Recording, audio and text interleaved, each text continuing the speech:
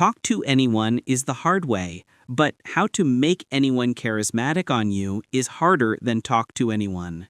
Here is the solution. This will help you. Hello, old friend. The secret to making people like you. A very wise man with the funny name of Zig once told me, people don't care how much you know until they know how much you care about them. Zig Ziglar is right. The secret to making people like you is showing how much you like them.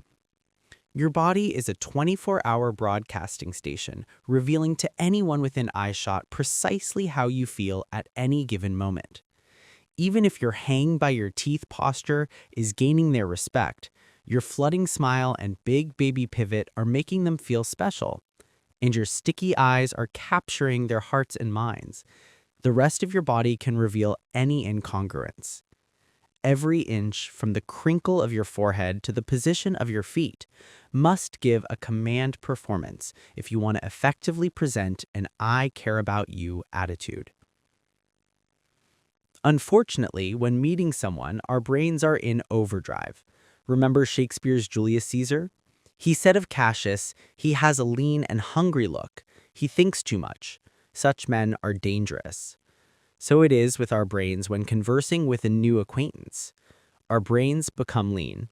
Some of us are fighting off shyness, others are frantically sizing up the situation.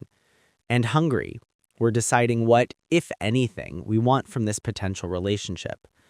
So we think too much instead of responding with candid, unself-conscious friendliness. Such actions are dangerous to impending friendship, love, or commerce. When our bodies are shooting off 10,000 bullets of stimuli every second, a few shots are apt to misfire and reveal shyness or hidden hostility. We need a technique to assure every shot aims right at the heart of our subject. We need to trick our bodies into reacting perfectly.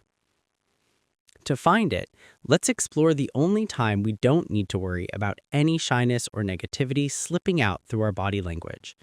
It's when we feel none. That happens when we're chatting with close friends.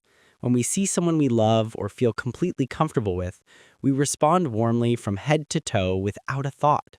Our lips part happily, we step closer, our arms reach out, our eyes become soft and wide, even our palms turn up and our bodies turn fully toward our dear friend. How to trick your body into doing everything right. Here's a visualization technique that accomplishes all that.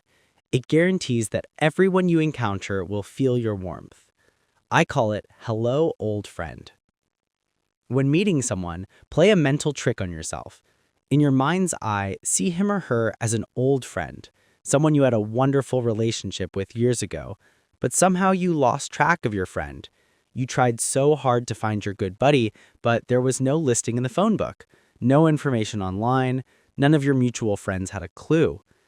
Suddenly, wow, what a surprise! After all those years, the two of you are reunited. You are so happy. That's where the pretending stops. Obviously, you're not going to try to convince new person that the two of you are really old friends. You are not going to hug and kiss and say, "Great to see you again," or "How have you been all these years?" You merely say, "Hello, how do you do? I am pleased to meet you." But inside, it's a very different story. You will amaze yourself. The delight of rediscovery fills your face and buoys up your body language. I sometimes jokingly say if you were a light, you'd beam on the other person. If you were a dog, you'd be wagging your tail. You make new person feel very special indeed. Technique 6. Hello, old friend. When meeting someone, imagine he or she is an old friend, an old customer, an old beloved, or someone you had great affection for. How sad, the vicissitudes of life tore you two asunder. But holy mackerel, now the party, the meeting, the convention has reunited you with your long-lost old friend. The joyful experience starts a remarkable chain reaction in your body, from the subconscious softening of your eyebrows to the positioning of your toes, and everything in between. In my seminars, I first have people introduce themselves to another participant before they've learned the hello old friend technique. The group chats as though at a pleasant semi-formal gathering. Later, I ask them to introduce themselves to another stranger, imagining they are old friends. The difference is extraordinary.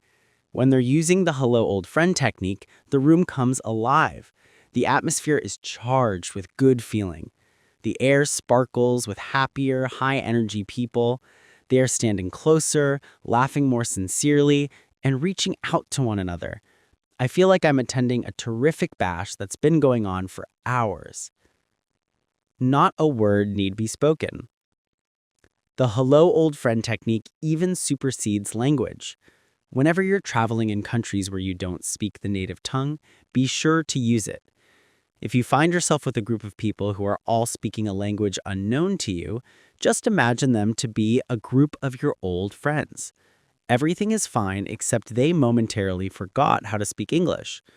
In spite of the fact you won't understand a word, your whole body still responds with congeniality and acceptance. I've used the hello old friend technique while traveling in Europe. Sometimes my English-speaking friends who live there tell me their European colleagues say I'm the friendliest American they've ever met, yet we'd never spoken a word between us. An added benefit. The hello old friend technique becomes a self-fulfilling prophecy. When you act as though you like someone, you start to really like them. In the Delphi University study called Appropriately, Believing Another Likes or Dislikes You, Behaviors Making the Beliefs Come True, proved it. Researchers told volunteers to treat unsuspecting subjects as though they liked them. When surveyed later, the results showed the volunteers wound up genuinely liking the subjects. The unsuspecting subjects were also surveyed.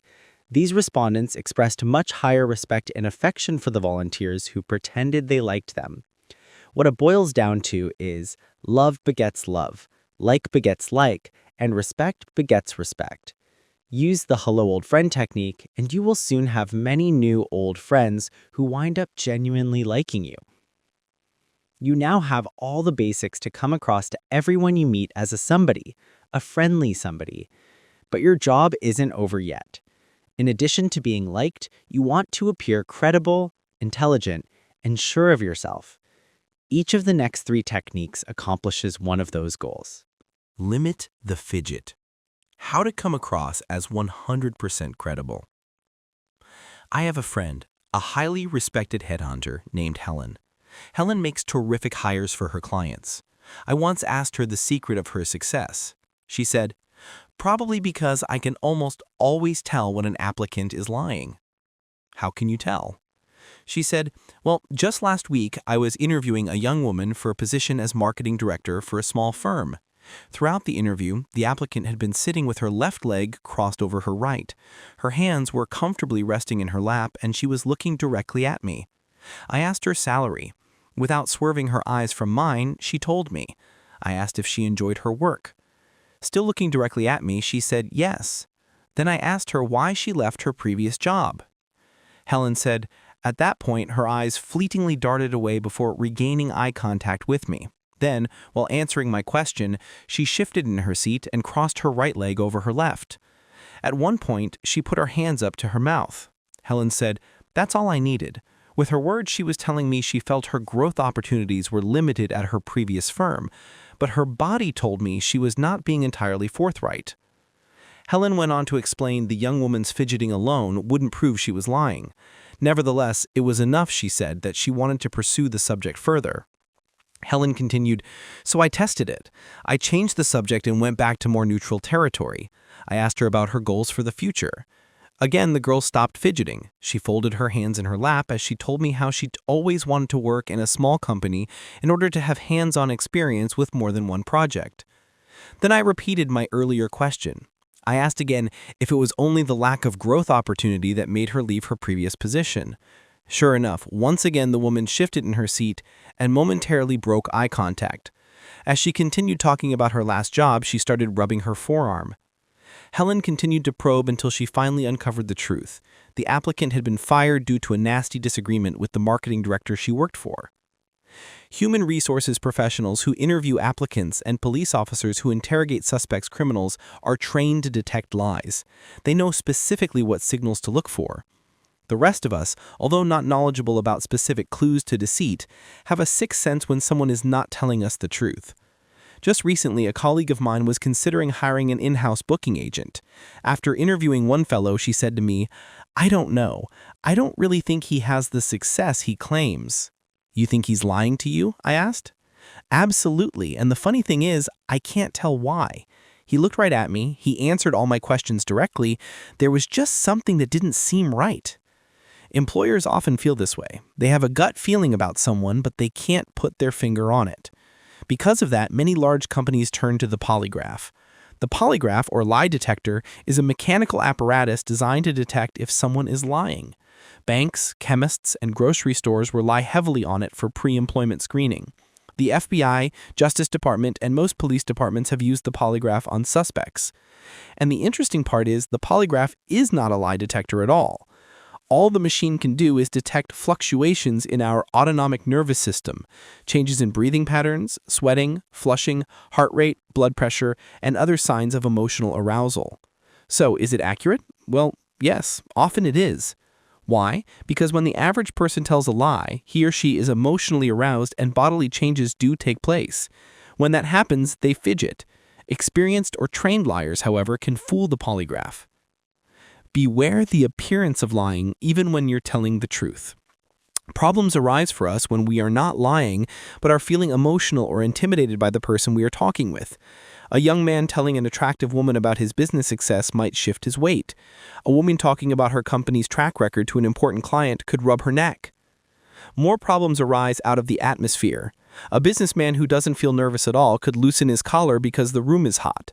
A politician giving a speech outdoors could blink excessively because the air is dusty. Even though erroneous, these fidgety movements give their listeners the sense something just isn't right, or a gut feeling they're lying. Professional communicators are alert to this hazard. They consciously squelch any signs anyone could mistake for shiftiness.